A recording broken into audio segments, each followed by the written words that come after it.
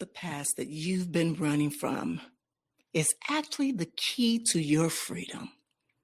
What if healing doesn't mean pretending the pain never happened, but learning to tell a new story about who you are because of it? Well, my beautiful people, welcome back to the Season of Self-Love podcast. It's your girl, the goddess, Nyomi Banks, and I am so glad that you are here with us on Wisdom Wednesday. Well, you know, our 2026 theme is Reclaimed and Unashamed, and today's conversation is about what it really is to heal your past, reclaim your identity, and create a whole new future without pretending the pain didn't happen. Because here's the thing. Real transformation doesn't come by bypassing your story. It comes from rewriting it with truth, with intention, and with love. So let me welcome you properly to the show.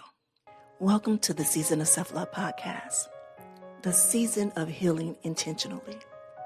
I am your host, Nyomi Banks, and I am so glad that you are here. This season, we are slowing down to go deeper.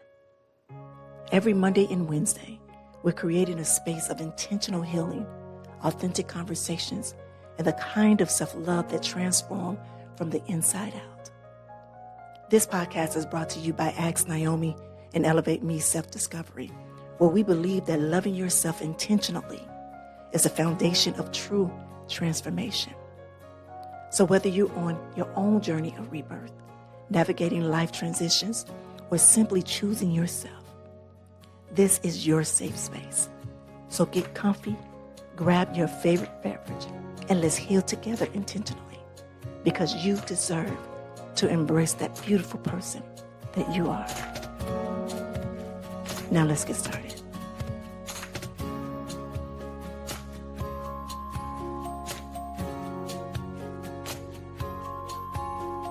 All right, my beautiful people. Well, today I am joined by someone whose story is going to resonate with so many of you. His name is Polish Peter, also known as Peter Kolat, and I hope I'm saying his name right. He is a transformation coach, the author of Authentic Rebirth, and the creator of the 7 Human Drives framework. Peter came to the United States at 14 years old with zero English. He rebuilt his entire identity, went through his own season of what he calls optimistic depression, and came out on the other side with tools and wisdoms that are helping people all over the world stop repeating cycles and start living in their truth. Peter, welcome to the Season of Self-Love. I'm glad you're here. Well, thank you so much for having me, Naomi. I'm just listening to the intro, and I'm listening to your voice, and it's so soothing. And I love your voice. I just want to go and sit and not do anything now. Well, I'm glad that, but actually, before we really get deep into our conversation, we do, kind of bring our, we kind of ground ourselves before we get into the topic, so we can be ready, so our listeners can be ready to whatever message that you have to bring us, right now. So listeners out there, what we call as a Season of Self-Love listeners, you know how we do it, because we really want to get, start our show off with intentions. So you all know, if we could just close our eyes for this moment in time and just get prepared for this moment. All right. All right, my beautiful souls, wherever you are and whatever you're doing, I just want you to sit and pause for a moment. I want you to put both feet on the floor, and I want you to relax your shoulders and take a deep breath in. Now slowly release. And I want you to place one hand onto your heart. And now I want you to say quietly to yourself. I want you to repeat after me. I honor my past without being bound by it. Now inhale. Now exhale. Now say quietly to yourself, I release the need to hide my story. I release shame. I release the fear of becoming who I am meant to be. Now one more deep breath in. Release. Now say, I'm rewriting my future. I'm reclaiming my voice. I am worthy of transformation. I am reclaimed, and I am unashamed. And when you are ready, gently open your eyes. All right, my beautiful people. Again, if you are new here to the season of self-love, it's something that we do on every episode just to help, again, ground ourselves before we get into topic at hand. All right, Peter, so let's dive in. You ready for this? Bring it. Let's do it. Yeah, I want to start from the beginning because I think, first of all, your story is so powerful. You came here to the United States at 14 years old with zero English, and that had to be, one of the most deep learning experience. What did that season teach you about your identity and resilience at 14 years old, coming in here and not speaking any English and not understanding? How was that for you? Well, so I'm glad that you asked this question, because one of the things that I think a lot of people are experiencing even right now is there is so much uncertainty in a lot of people's lives, right? Yeah. And they're feeling like, what now? How is that going to be? And I think what that season has taught me is to not resist the uncertainty of what might happen, because I landed in Detroit, which, by the way, that was a surprise in itself for me, because, so quick little story. So my mom was here before United States. She was here for 6 years. And during that time, I lived with my uncle. So she came for a vacation. And towards the end of the vacation, she said to my sister and me that we're coming back to the United States with her. So I'm on a plane now. I didn't want to come here, by the way, full disclosure, because I liked it over there, right? But now I'm on a plane and I'm watching 2 movies. And the 2 movies that they show, and I don't know if it was on purpose or not, but by Eddie Murphy. I don't know if you know who Eddie Murphy is, okay? The first one, you ready for this, was Coming to America. I don't know if that was on purpose, but it sounds to me like it was, okay? And the second one was the Beverly Hills Cop, the one that he goes into, I think it was the second one, he goes into Hollywood. Yes. So I'm thinking palm trees, skyscrapers, beautiful skies, sports cars, 14-year-old kid, beautiful women, that kind of stuff. Yes. And then I land in Detroit. And I'm like, what is going on? So there was a whole another uncertainty. This even didn't look like what they promised me here, Yes. So there was a lot of this uncertainty of how do I fit in? Where do I fit in? And by the way, at 14, between the ages about 14, 18, or about 20, we all look from the perspective, how do I fit into this world? Right. So what that taught me is to look from the perspective of, you know what? Just go with the flow in a way, right? Because if I kept resisting it over and over again, I would not have a good experience. Yeah. But more I started to just go with the flow and like, what's next? What's next? They gave me a kid who was Polish here and who was already knew English as my kind of like someone who, walked with me. And it helped me acclimate myself to some of those things in school. And then next, and they put me into ESL classes. So I started learning English, right? So all those different things, as far as you start looking from the perspective, stop resisting what the world brings you and just start kind of like just go with it. And you might be surprised what might come to you. I love that you say that, because a lot of times when we see things differently, well, when something new come to us, we always want to control something. It's something that I started a few years ago. I remember reading the book, The Surrendering Experience by Michael A. Singer. And I love that book. That was one of the first, I think that book, I know that book changed my life, because that really allowed me to truly understand what surrendering is. It's just truly, I like when you say go with the flow, because it really is. It's like sometimes you need to get out of the driver's seat and allow life to happen for you, because sometimes you are your biggest downfall, or better yet, your blockage for yourself, because you're always trying to control something instead of allowing it to happen for you. Right. And you just said something very important, that life happened for you. Yeah. And this was a lesson that I had to learn later on in my life, because I was constantly asking myself, especially when you mentioned at the beginning of the show about this optimistic depression, right? So I went through that period and I kept asking myself, why is this happening to me? Why the hell is this happening to me? Why me? Why me? Why me? Why me? Right? And I think a lot of people do that. Yeah.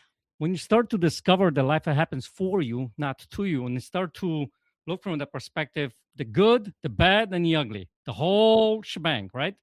If it's happening for you, you start asking different questions. So how is this happening for me? What's the lesson that I learned from that perspective? What can I see in here? What's the breakthrough that I can see in this particular moment? What's the light that I haven't seen up to this point that I can maybe look for? And now guess what? Whole new possibilities open, new ways of looking at life open, you know? So if you look back into your own life, and I imagine you probably have something like that as well for yourself, you wouldn't be here where you're at if it wasn't for all those things that happened, right? Exactly. So if you look from the perspective it's happening for me, then maybe there's something to that. And so I love that you brought that up, because I think it's going to help a lot of people manage their different situations in life that they might be going through. Exactly. So let's do this. Let's talk about identity and belonging. Knowing that you came in as a teenager, like, you probably a freshman or a sophomore in high school, and you're in Detroit. Now, I never lived in Detroit, but I visited Detroit. I had family there living in Detroit, so I know where you were at. I know where you were at, like in Detroit, and coming in Detroit and trying to fit in. How was that for you? So, well, the first is I look from at that particular time. If I go back when I'm 14 years old, right? Mm-hmm. What I looked from is what are some of the things that I can fit in, that I can connect with, that I can maybe be familiar with, right? Right. So one of the things they put me, I was a freshman, by the way. I finished 7th grade in Poland. They put me in 9th grade here.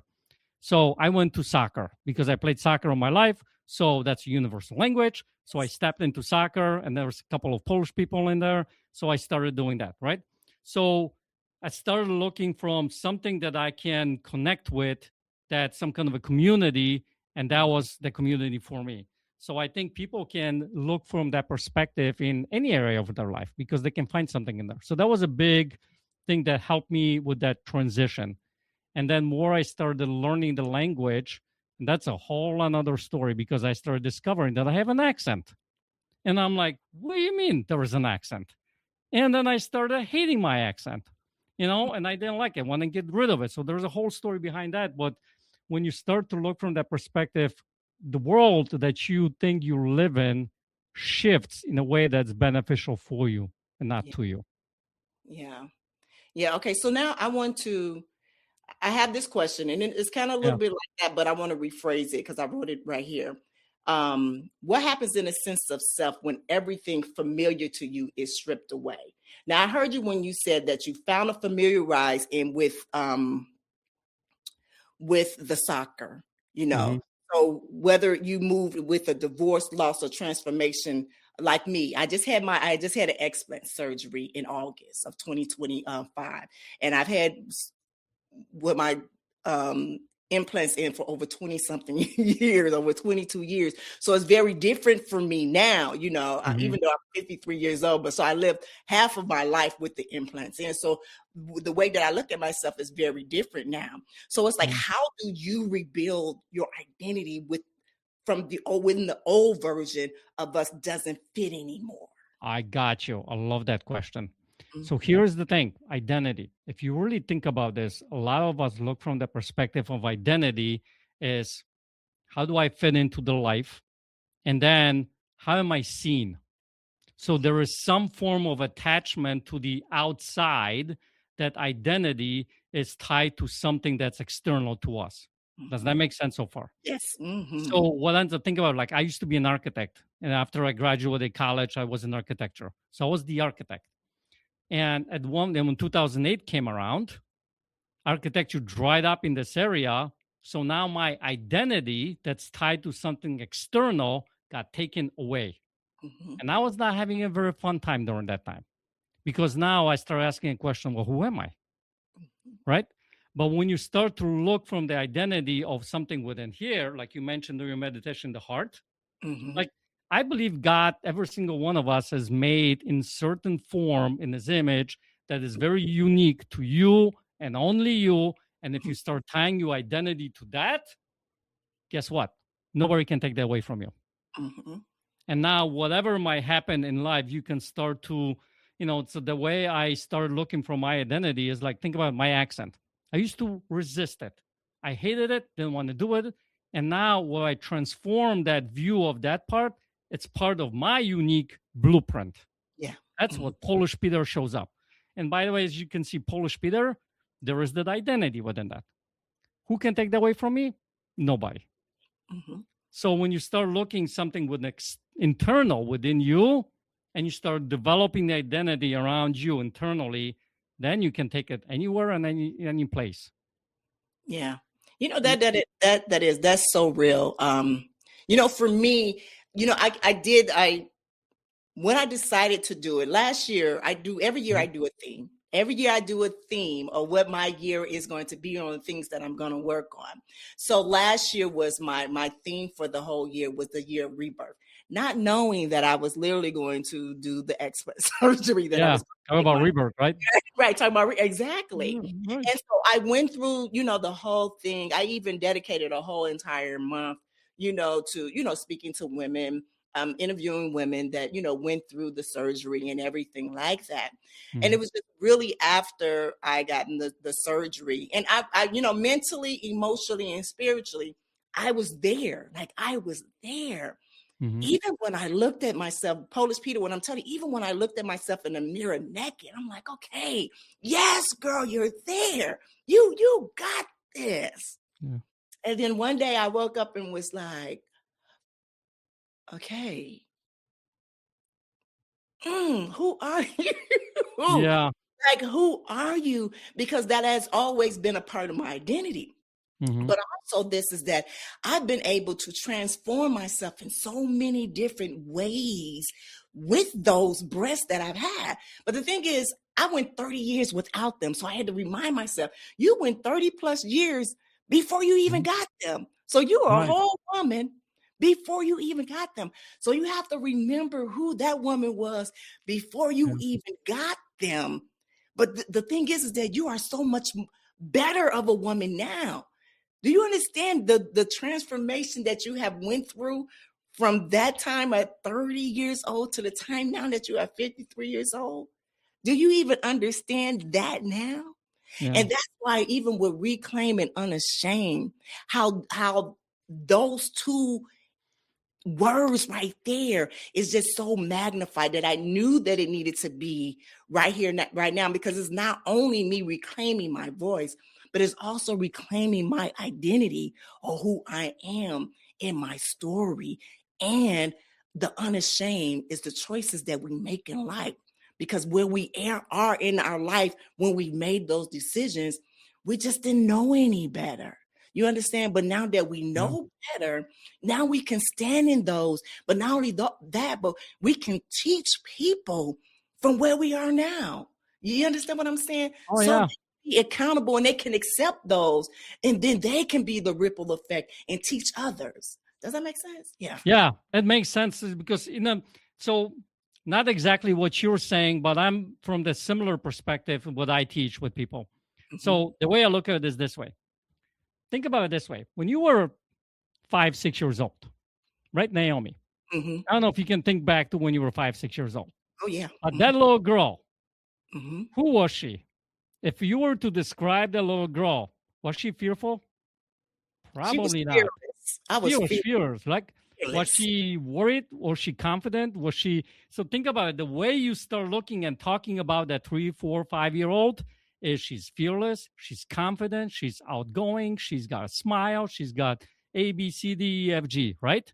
And you create that identity of the little girl who she was. And then what happens? She comes with 7, 8, and you are trying to figure out how this world works. And now you start to agree to what someone else will tell you about what the belief is, how the world is, and what you need to be, who you need to be, how you need to show up. You can't say this anymore. You need to sit down nicely in a classroom because it's not time to jump around or whatever it might be. And then when you get teenage years, guess what? You need to fit in. You're either a jock or you're a cheerleader or you're a nerd or you're a chess player or whatever it might be. And then when you get in the older age, guess what? That identity starts to create. And the whole identity, guess what? It was created from what the world told you who you need to be. Exactly. So it's all, again, from outside in. Yeah. Now, when we start to discover, like when I went through my optimistic depression, I think what you're saying right now after your surgery is you start to get back to that real, true, authentic Nyomi that was always there. It's just all this stuff was put on us. And through that story, you can actually help free other people. And using that to actually, and it sounds to me like this particular podcast, you're using that to help a lot of women.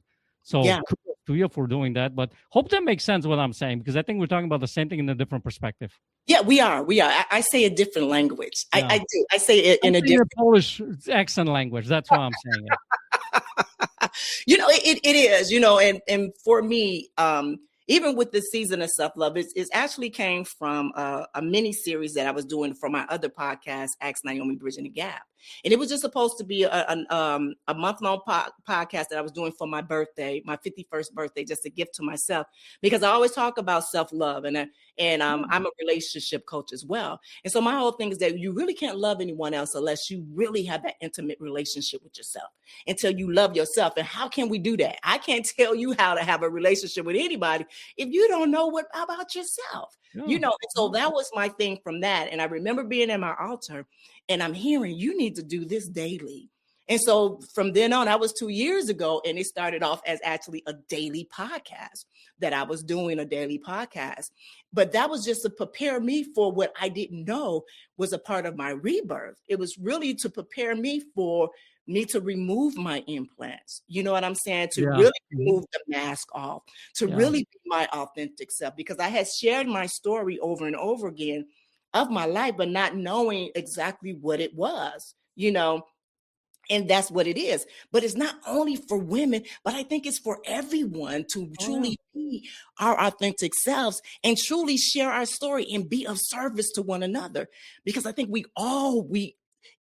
if I can tell you, Polish Peter, how many amazing people that I've met on this podcast, just who came across here that speaks different language. And when I mean different language, I don't mean like Polish or the accent or anything. I'm talking about just even the topics that we talk about. We're talking the same thing, but it's just a different language. You understand what I'm saying? Yeah. We're saying the same thing, but it's just a different language that we're talking. So whoever listening to this, they might not get it how Nyomi says it, but they can get it how Polish Peter says, which is amazing. So we just intertwining with it that make it such a universal language. And that's what I love about this, is that we're not celebrities. We're just everyday people that go through everyday things, that's able to share our story, that's allowed everybody to resonate with it. That's what it is. Yeah, I love your spirit. I love your energy. I think it's so cool. And I think it resonates with a lot of people. And the one thing that I'm hearing from what you're just saying right now is, think about that self-love. I love that you talk about that, because I think this is so needed in today's world. I think people crave the acceptance. They crave the authenticity. But the only way, maybe not the only way, but one of the most important ways to get to it is first, you got to love yourself. Yes. And actually, how you love yourself, it actually matters too. Not just loving, because most people don't even know what that means. But if you start looking like conditions, how many conditions on loving yourself do people have? Probably a ton of them, all over the place. So what if we just let go of some of those conditions and have it more of like this unconditional love? Yeah. What do you know about that? And now the game changes again. So love that you're doing that for people. Kudos to you. Yeah, thank you. Thank you. Thank you so much. Thank you. I want to go back to, I want to talk about the optimistic depression. Yep. I want to talk about that. That's one thing I saw when reading your profile, when reading that. When I first heard you say that, I was like, wait, what? Yeah. Because those two words. Complete opposite. Like, yeah. I think I know what you mean. And I heard you break it down even with it, but I want you to break it down again for us, because you kind of piggyback on with me, but I really want them to truly hear when you talk about optimistic depression and what that looks like, and how do people know that they're living in it. That's what I wanted to do. How do people know that they're living in that optimistic depression? What does that look like on a daily basis? All right. Glad you asked that. So a little bit of backstory, how I ended up in that optimistic depression. So at the end of 2010, my wife came to me, and I was the height of like my business doing well, and I'm just excited about life, and we're going to finally change, from the 2008 turn. And she comes to me, she goes, "I want a divorce." So for the next 6 months, we went through the divorce process, and so after that, I went to what I call this optimistic depression. The way it looked like for me is this, and then I think this is what happens for a lot of people. I am, for the lack of a better word, a very optimistic person. I don't look a lot of things on negative aspects, okay? What optimistic depression looks like is deep down, inside, in here, you are your worst enemy. You talk to yourself in the worst possible way. What the hell did you do? How could you let this happen? I can't believe this is happening. Why is this happening to me? And you go down the rabbit hole because think about it this way. Our thoughts, there's a trigger that happens. Sometimes it's a very simple little thought, and it starts this trigger, and it starts going down the hill, like sort of like a big snowball goes down the hill, or rabbit hole. I call them rabbit holes. And like, I can't believe I did this. What happened? Now what happens then? And with my kids. And then, and it's like a whole bunch of different thoughts that are negative that go spiral out into a point where you get depressed. Okay? And then you have chemical reactions happening in your body. All of cortisol gets released. You gain weight, and a whole bunch of different stuff happens, and now you're depressed. Okay? So that's the depression comes. The optimistic part comes in when the world comes in and people see you struggle and see what you're going through, and they're seeing something is off. And sometimes you over here don't really see it, or you see that something is off and you want to mask it. And when they ask you what's going on, how's it going? Oh, good. Things are good. I'm well. No worries. It's all good. So what I'm projecting out into the world is face that things are going well. So that's the optimistic thing. So the way it plays out, that in here, you're the worst enemy, and out here, you're trying to project this false sense of like everything is good. Does that make sense? It makes total sense. It makes total sense. I think we all have been down that road before. Yeah. Like, so seriously. Yes. Optimistic depression is pretty big. There's nobody named it that way yet. Until now, I guess. Yeah, kudos to you. Yes, that is what that is. So how do we start to heal from that? How do we, as I say, stop performing and start being real about what that feeling is, to actually start feeling? Well, so step one, I think, is being aware. I think some people are not even aware they're in that space. And one of the reasons might be is because they don't want to acknowledge it. They don't want to admit it, that that's where they're at, to actually ask for help, kind of a thing, right? Or they are unaware of it, like literally unaware of it. So that's number one. Number two is what I call this awakening. And what does that mean? That means like I went through during that particular time when I finally got it, that I was optimistically kind of depressed, I went through this awakening phase or learning about myself, like how did I ended up over here? So I started, getting talking to people, right? One of my really good friends is my best friend now. I started having conversation with him because he went through something similar as me, and we started opening up to him. I started being more vulnerable. Most people who are depressed, they're not vulnerable. Well, when they say they're vulnerable, they're just telling you what they think that you want to hear. They're not telling you the truth, the honest, authentic truth, right? So you got to be vulnerable. You got to start to recognize the beliefs that you have in your life that got you to this point. I'll give you an example. So I was in my mid-30s, about 35 at that time, and I'm sitting in this sort of like a mastermind as I'm going through this whole awakening process, and I'm telling them my story, and I'm telling what I'm saying, how I'm doing, how I'm running my business, and blah, blah, blah, all those kind of things. And one of the participants on the other end goes, well, you know what, Peter? You're a people pleaser. I'm like, what? No way. I'm not a people pleaser. He's like, well, look, you said yes to this person, this person, this person, this person, this person, and you say yes to everybody and anybody, and you're stressed out and you're not doing so. You're just saying yes all over everybody. That's a people pleaser. And that was like a big light bulb just went in my head. Like, I didn't even know that was the case. Like, for 35 years, I didn't know I was a people pleaser up until that moment. So then when you recognize those beliefs, those limits, I call them blind agreements, because remember what happened when we're growing up, we blindly agree to some kind of a belief. You recognize them, you become more awake. And that's one of the big phases. They're like, And then you start asking the question, start actually questioning this thing. Is it really true? Have like this courage to ask, is it really true?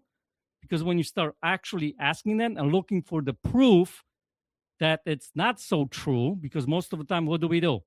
We just agree with the belief that that belief is true. But if we start to question that belief, all of a sudden you can start to dismantle that. I hope that makes sense, because when you start looking and all of a sudden you like, well, you know what? Maybe that is not true that I have to say yes to everybody and everything all the time. What will happen if I said no? And guess what? I didn't know how to say no. So I created a vision for my life that I learned, and I wrote it on a piece of paper. And every single time someone would say, if I want to do something with them and they didn't work with me for that vision, I would just blame it on that vision. I said, listen, I would love to do that with you, but my vision doesn't allow me to do that. So now I'm no longer a people pleaser, because the vision is the bad guy, not me. So I started that, and I learned how to be able to say no. And now, it's like you start to get back to your authentic self. Hope that makes sense. Yeah, it does. It does. I just like how you just created a whole new. Yeah, why not? Like vision is the bad guy, not me, right? Right. By the way, for a people pleaser, it's very difficult to say no. Yeah. So that's why I did that, And then somebody said, "What are you talking about, vision?" I said, "Well, let me tell you what I mean by that." And then they're like, "Okay, makes sense. Kudos. All right." Hey, all right. So let's move it a little bit. Let's move to affirmation and habits. Let's talk about that, about affirmation and habits and how helpful that can be, because that's one thing that I do. I have affirmations that I say in the morning just to break a lot of habits that I used to have. I've taught myself how to relearn things. And I say relearn and unlearning to relearn, unlearn to relearn, some of the things. And it's been very helpful for me. But it's about getting to the core of things that we do and that we believe that what we should do. So where do you start with someone? And if someone comes to you and says that they tried everything, but they're still stuck, where do you begin? So I ask them to what exactly did they do? How did they try? Because most of the times when people say they try, they have their own version of what trying means. By the way, you can't try anything. You just either do it or you don't. Think about it, So what does that look like? So for instance, let's say affirmations. And people say, well, I'm beautiful, or I'm amazing. I'm the best Polak ever, for instance, like me, right? And then deep down inside, the brain goes, BS, BS, BS. That's not true. What are you talking about, right? So that way, the way people say affirmations, they don't really work. I mean, they have to do it for a very long time that finally the brain gives up and stops arguing with you, right? What most people miss is adding true emotion to those affirmations. Because if you really think about this, your beliefs, what you believe in, whatever it may be, if you start to trace back where that belief started, it was probably started with very young age. And if you really trace back, it started through some kind of a very emotional event, whether good or bad. So you got to have emotion, because that's when it wires within you. It wires within the nervous system. Most people don't do emotion, So affirmations got to have some emotion in it. The other aspect, you got to have a strong why behind it. Because most people, they look from the perspective, okay, I need to get a habit of going to the gym. By the way, it's January, so now people are like, gym, right? I'm going to go and lose 20 pounds, right? Which now I'm going to say I am athletic, or I am whatever, right? Those statements. And now if you don't have a strong why to get you to that gym, guess what? Life's going to come in, and it's going to start to knock you off a little bit by a little bit. You live in Detroit, now you get a snowstorm, and now it's 6 inches of snow outside, and it's below zero, and you're like, I don't want to go, right? But when you have a strong why, like for me, one of my strong whys was that at the end of the day, because I actually had a conversation with my coach back in the day, because I couldn't go to the gym. And he gave me a whole bunch of different reasons why I should go to the gym, because my heart heart attacks go up, right? Diabetes go up, all kinds of different reasons. So I could die, basically, he tells me. But that didn't really affect me. And then he goes, well, your kids. I'm like, yeah, my kids. Because she knew that was important to me. He goes, so if you don't go to the gym, at one point your daughter is going to be old enough. She's going to probably get married. So if you don't go to the gym, how do you think she's going to feel if she's standing at the end of the aisle on her wedding day and you're not there next to her because you were too worried about 6 inches of snow to go to the gym and actually hit it?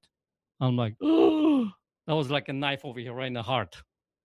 And all of a sudden that created that strong why, that picture in my head that now I'm like, you know what? No matter what, I'm hitting the gym. And now I'm going to the gym every single day. Not every day, just in full disclosure, but I am going like 5, sometimes 6 days a week to the gym. Okay. That transformed the why. And then you talked about the habits. Most people, what they also do is they try to get rid of a bad habit. Like let's say smoking, right? Get rid of smoking. They don't have a strong enough why, again. And 2, they don't intentionally replace that old bad habit with something good in place of that. And what ends up happening when then you get stressed or whatever, you end up going back to the old habit. So I think it's really important to make sure that you intentionally replace it with something else that's good. And then the new habit that's anchored to something that you're already doing. So I'll give you a little bit of an example. So my gym time. I was first looking to do it in the morning. Didn't work very well for me. So I'm more of like an afternoon person. So I anchored it to the end of my work day. My work day ended up at, back then when I started doing it, was picking up my kids from school to drop them off at home. So my last kid, I would drop off the last kid at 3:20 in the afternoon, about there. Okay? My anchor was after I drop off my last kid, I already have my gym clothes on and I'm driving to the gym because I'm already on the road and I'm driving to the gym. So then I didn't have a way to go back home. I just went to the gym. So I anchored it to something that I was already doing and putting the new habit in. And that helped me anchor that habit. And we do this all the time. Yeah. If you think about it, right? You get up in the morning, get in the shower. What's the first thing you do? What do you do after that? You brush your teeth. What's the right after that you do? We all do that. We just don't intentionally put these habits in place. Yeah, that is so true. I think about it now. I homeschool my daughter, but I remember how I used to start. I work out in the morning. So when I used to drop her off at school, I would go directly to the park and I would do my routine in the park, walk the park first. Then I will go home and do my workout. And then I will do whatever I have that day, whether if it's scheduling or if it's coaching or my interviews. So I will have it all worked out. Now my scheduling is kind of messed up a little bit now, but you're exactly right, because now you have it anchored. So you kind of know where to go, with it. So that's a good one. Now I want to talk about this. Because I think this is important. I want us to talk about the rewriting of the story without bypassing the pain. Mm-hmm. The other day, I was talking about something on one of my podcasts about spiritual bypassing happening in a healing space. A lot of times people are being told to just think positive, right? Just to think positive, just to be grateful, just to move on. But that doesn't always honor the pain. It doesn't always honor that pain. It doesn't honor the journey a lot of times. So give us a simple example on how someone can rewrite their story without bypassing their pain. How do you honor what happened while still creating a new future? Does that make sense? Yes. So I'll give you an example from my own life. When I was 8 years old, my mom and my dad were still married. And my dad was alcoholic. He was, constantly going to the bars, drinking. They were fighting all the time and things like that. So one night, we were already asleep. He came home about 2, 3 o'clock in the morning. And he woke us all up, and my mom and my dad started fighting, okay? And it got to a point, got really physical, and I jumped on him. He threw me off the shoulder because I'm 8 years old, a little kid, right? So I ran to the kitchen, I grabbed the frying pan, and I stood on an arm of a couch that we had in there so I could be taller, was behind him, and I hit him over the head with a frying pan. and he fell to the ground. That moment was seared in my memory. And I remember as a little kid standing over there and thinking to myself, I will never be like you. I don't like you right now. And I want to make sure that people like me. By the way, that was the moment where the people pleaser was born. I didn't realize it until later in life. Okay?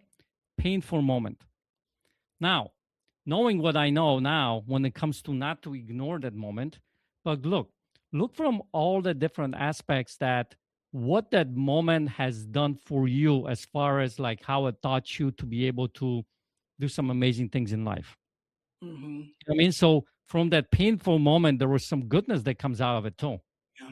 So recognizing that, because most people don't even recognize there is some goodness that comes out of that. So it's not so much just being grateful, but it's recognizing that, I'm Christian, right? And I believe like at the end of the day, God does things for goodness, for the humanity, right? For be able to help Yeah. you or someone else in life, right? Even if it's a bad things. So when you start looking from that perspective, you can use that to, whether it's like sharing your story. I think sharing story that you have with someone else allows them to open up and allows them to share their story, and that helps them heal. And by the way, when you share your story and share those painful moments and be vulnerable about them, guess what? It's a healing for you as well. So I would encourage people to do that. And you, like we said earlier in the conversations, like, what's the lesson that I can learn from that? That people pleaser carried me for many times in my life. And there's so many good things that came out of that. And also I can use it now, what I know, to carry me in the future in much more impactful way to help others. Yeah. I love that. I love that. I want to just add on to that I actually witnessed over this Christmas break. My mom was diagnosed with dementia about two years ago. She was diagnosed with dementia, and she has this one story that she tells all the time. And I was and I'm going to say that I had the privilege of watching her and her two sisters sit at a table during Christmas. We went back home to Chicago, and she has this memory of her father fighting with their mother. So there's 11 of them. My mother's number 2, and they had 3 different fathers. Even though they had one father, but they had 3 different types of father. Does that make sense? Yep. They have one father, but they have a vision of 3 different fathers of one father.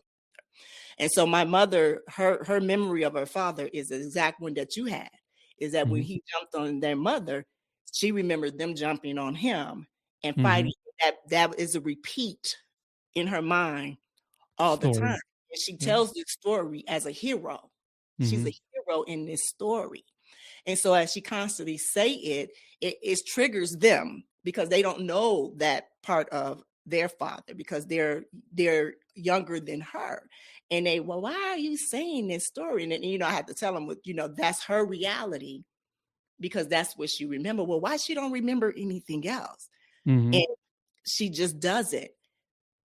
What I heard you say is that even though that part of when you hit your father on the back of the head, you took out of that is that I will not be a person like you or a father like you, but you also recognize that's where the people pleaser came out of it.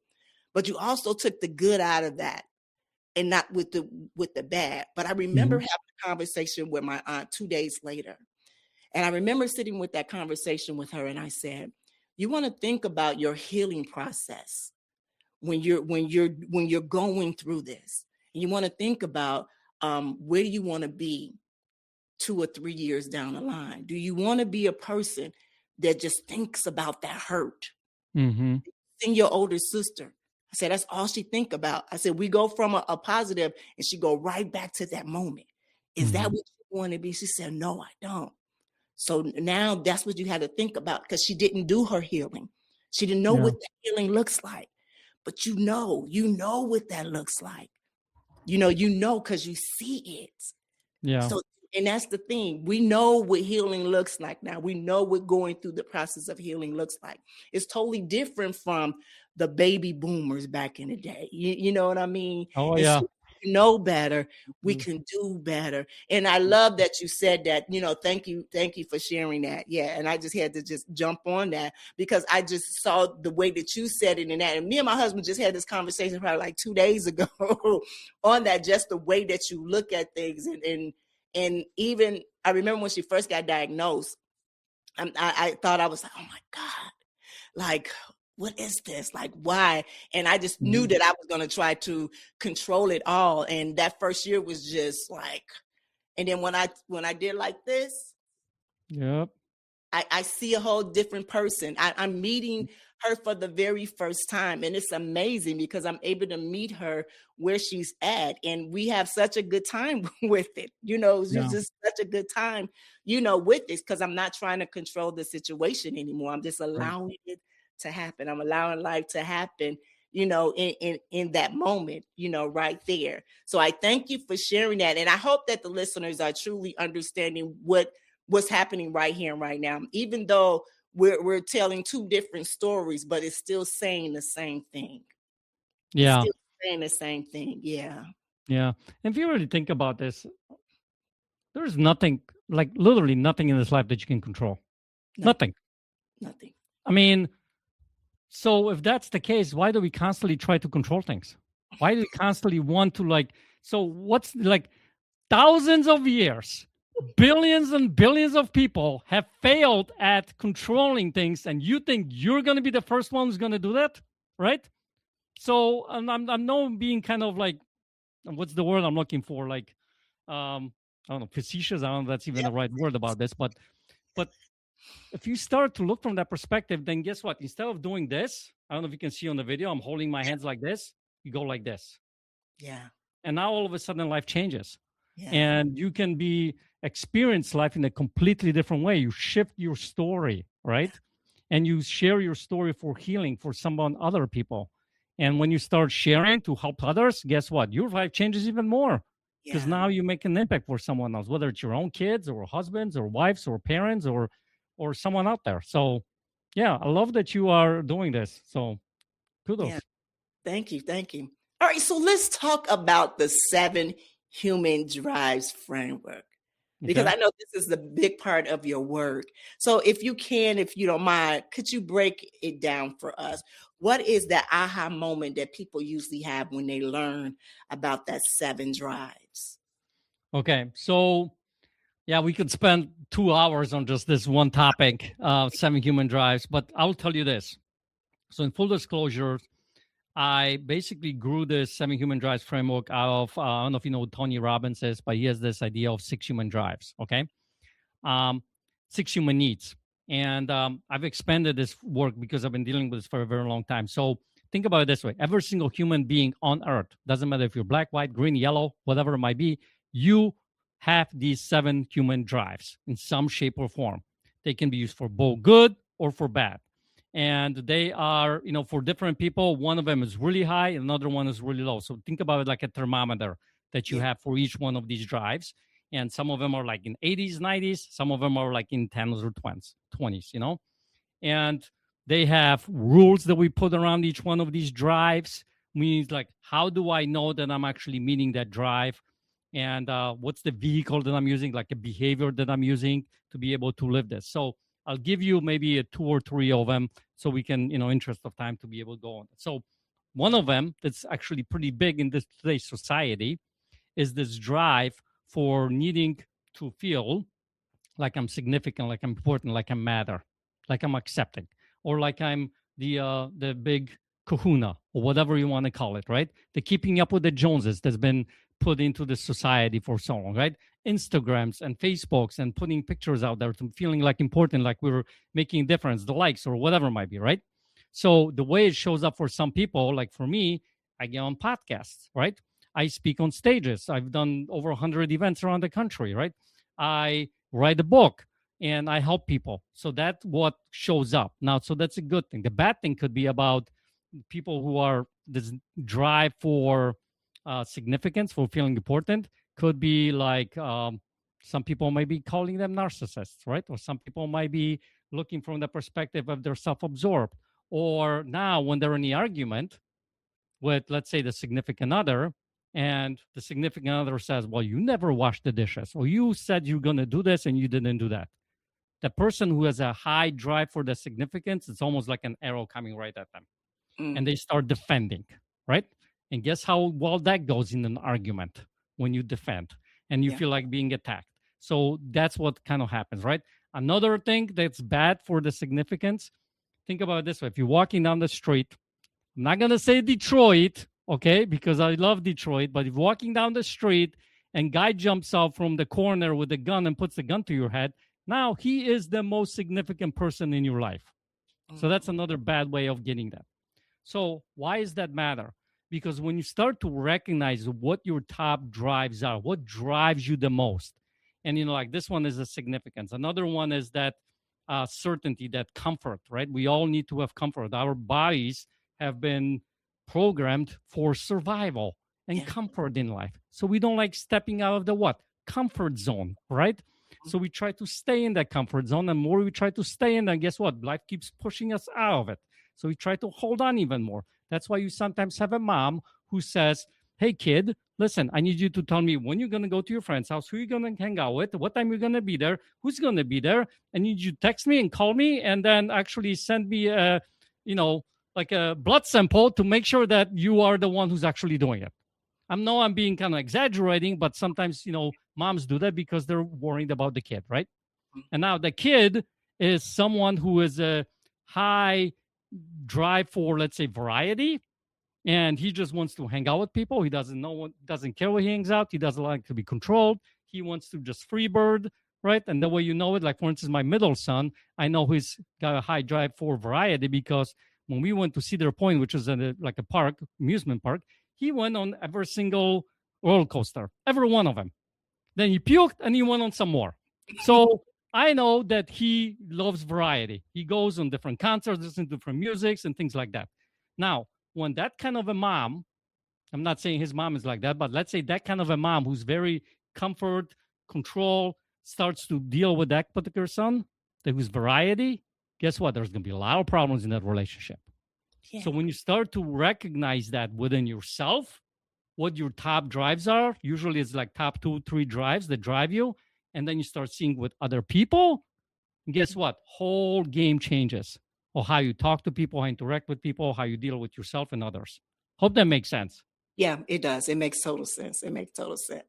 You know what, Peter? I'm enjoying myself so much, but we don't have enough time. Tell me about it, Nyomi. It is not enough time in a day, really. So I am going to have you back on here for part 2. I promise. Bring it. I really am. But before we do close out, I really do, because I have so many more questions for you, and I would definitely love to have you back on so we can do a part 2 on it. But before we leave this one right here, I do have what we call quick lightning questions for you. You ready for this? Some real quick questions. You ready? Bring it. All right, here we go. Okay. A belief that you had to release. People pleaser. That belief. I had to release that. Yep. Good one. Next one. A practice you return to when life gets heavy. My morning routine, I get back in the Bible every time. That's my practice, my morning time with the Lord. Nice. I like that one. All right, next one. A sentence that you would tell your 14-year-old self arriving in America. Oh, I like that. Life happens for you, buddy. Life happens for you, not to you. All right. And this is one that, for this year, reclaimed and unashamed means being authentic. I love that. Well, Peter, this conversation has been not only powerful, but it was much needed. It truly was needed today, and I thank you for it. I know that it's going to help so many people who are listening, but it also helped me today. It really did. It came right on time. So tell us this, where can people find you? Where can they connect with your work? And tell us about your Authentic Rebirth. So the Authentic Rebirth, there's the book, actually, Authentic Self-Rebirth. Look, you had the name already too, Authentic Self-Rebirth. You can actually write your own name on the cover. So it'll be Nyomi's The Authentic Self-Rebirth. They can find that book anywhere. They can actually go to myauthenticrebirth.com, and they can actually go on IG. I have a channel called Authentic Self-Rebirth, and I share a lot of those little nuggets, videos like that on Instagram, on Facebook. I'm on them to search for Peter Kolat. They can find me. And if you have any questions, reach out and be more than happy to help you. But yeah, that's it. Thank you so much for having me. I really appreciate it. No problem. This was truly amazing. It really is. And I would love to have you back, even if we just can really talk more about the book, the amazing stuff. Yeah, really talk about more about the book too. All right. So for all of you guys, those, make sure that the links are going to be into our show notes today. So I want to make sure that you guys check it out. Make sure that you guys connect with Peter and grab the book. And you know what I always say, do the work. Make sure that you implement it all. You know, I'm real over here. You know that, guys. And also, Peter, thank you so much for just being here today with me and just sharing your story and your wisdom with us. This is exactly what we needed here on Wisdom Wednesday, because this is what it's all about. It really is. Do you have any final words for our listeners today? Listen to Nyomi. I love that one.